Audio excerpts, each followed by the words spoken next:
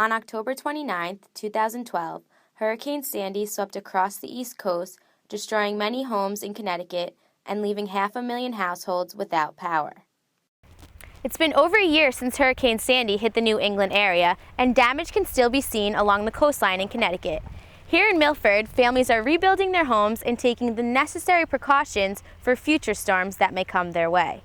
One of the most common ways to protect a house from floodwater is raising it up high on concrete pillars. Although the construction is effective, it is also very expensive. We were lucky we didn't have to build up, because that costs to build your house up. This house, they said, would have cost $140,000 to build up, and they wouldn't have been able to do this front room. According to the American Red Cross, almost $400 million were raised for Sandy relief. 90% of those funds have already been spent towards emergency assistance, food, shelter, and long-term recovery support. So why is it that many families in town are still struggling to recover? It's difficult for the Red Cross to speed up processes outside of our work. What we're really focusing on is talking to families individually and working through what their needs are. In some cases, we may be able to get them to another resource that's able to help.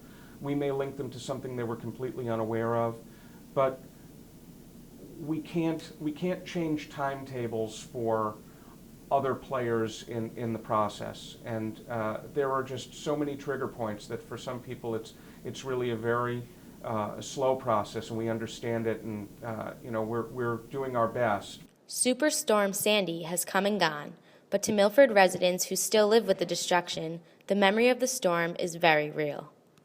Filled with sand, 4 feet of sand everywhere, everywhere. This room had stuff in it, silt and sand, and you couldn't get in your driveway. It was 4 feet of sand. You couldn't get in your doors. After we took a walk and saw people didn't have fronts of their houses, or the houses down here had crumbled. It's very sad. Those who don't have the funds to rebuild to the new code are stuck with nowhere to go. High taxes, they can't sell their house right now, the damage has been done, they don't know what to do. They're at a loss, and they're afraid of every wave they hear. I guess that goes on for a long time, the fear of hearing waves.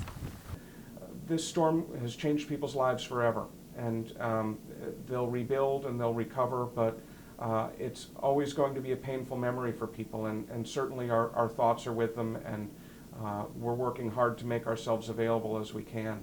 The American Red Cross, along with the town of Milford, will continue in their efforts to help those who have been affected by Hurricane Sandy, not only in the rebuilding of their homes, but in other aspects of their lives as well. Kate Sherry, QNN.